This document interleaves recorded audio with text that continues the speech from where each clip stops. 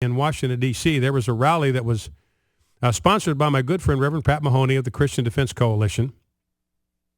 And the rally was to support religious liberty and to stand in opposition to the Obamacare mandate that requires employers to fund abortions for their employees at their own expense, at the employer's expense, regardless of how deeply held the pro-life convictions are of the employer.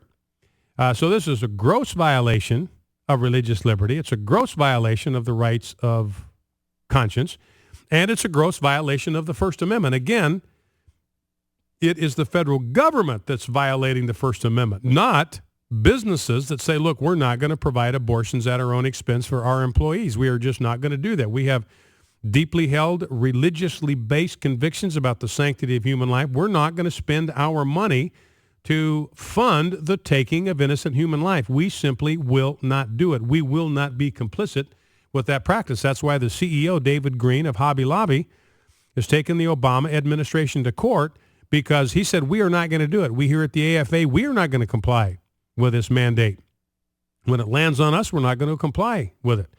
And the Hobby Lobby CEO has calculated that if they refuse to comply and Obamacare stays in place, they are going to be subject to fines of $1.3 million a day. Not a year, not a month, $1.3 million a day if they do not comply with this thing. And they've said, look, it doesn't matter. We are not going to do it. This is a matter of conscience. We're talking about human life here. We cannot do it.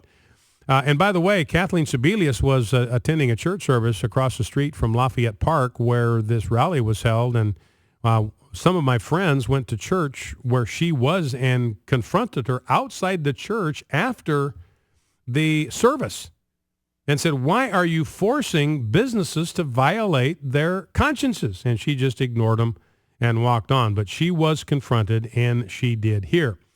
So we had this religious liberty rally for about 2 hours. And then Pat Mahoney led those that had volunteered to do this. They had signed up to do this, to be willing to risk arrest. In other words, if the D.C. police were intent on placing them under arrest, they were willing to risk arrest in order to hold a pro-life sign in front of the White House and kneel in prayer on the sidewalk in front of the White House. And that's what they did. There is a public sidewalk there. Pat Mahoney has been arrested a number of times for praying in that space, and he's gone to court over and over again to try to uphold the Constitution. It's a public space. The First Amendment applies, freedom of speech, freedom of assembly, et cetera, et cetera, et cetera. He's lost every time. Activist judges denying him his constitutional right. So these people knew the chances were very good. They were going to get arrested. In fact, Pat Mahoney had talked to the D.C. police ahead of time. There were 34 people yesterday that were willing to risk arrest to take a stand for religious liberty and for unborn human life. So at 4 o'clock, they all went across the street. They took in fact, the whole batch of us went across the street. We all went across the street, and we prayed there for a time. And on this sidewalk, and then the D.C. police came. They got their bullhorns out, said, if you stay here, you're going to get arrested. So all those that had not agreed to be arrested, and I mean, Pat walked them through it, got to take your belts off, get rid of your shoelaces, get rid of everything out of your pockets. You better have photo ID and $100 to make bail, or you may not get out of there till tomorrow. And he said, look, you better have 4 to 5 hours of your time to give to this, because that's what it's going to take to process you. So Pat Mahoney, Brandy Swindell, Mike McMonigal, a number of my other friends knelt down on the sidewalk in front of the White House, and they held pro-life signs. That's all they did. Now, this is a wide sidewalk. So there was plenty of room for people to walk on either side of them. They weren't obstructing the flow of foot traffic. And besides, Pennsylvania Avenue is sealed off there, so people can walk out on Pennsylvania Avenue, which is very wide at that point. And then you cross Pennsylvania Avenue, and there's Lafayette Square, which is where our rally was held. So they weren't impeding traffic. It was a completely silent form of prayer. They were kneeling in prayer, holding these signs. They weren't shouting. They weren't shouting slogans. They had nobody with a bullhorn yelling at anybody or proclaiming anything, although there wouldn't have been anything wrong with that, but that just wasn't going on. That was my point. It was very peaceful. It was very calm. It was very quiet. And sure enough, the D.C. police came and arrested these people. They hauled them off. They loaded them up into paddy wagons for the crime. Listen to this, ladies and gentlemen.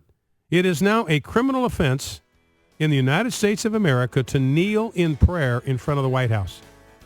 I repeat, in the United States of America, it is now a criminal offense to kneel in prayer in front of the White House. In fact, Patrick Mahoney and Brandy Swindell, good friends of mine, were arrested in Beijing in 2008 in connection with the Summer Olympics. They went over there to protest the religious oppression of the Communist Chinese government.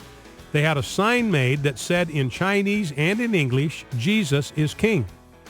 They held that same sign up in front of the White House in the United States of America. They were handcuffed and thrown in the back of a paddy wagon and hauled off to jail in the United States of America for holding exactly the same sign that got them arrested at Tiananmen Square in communist China.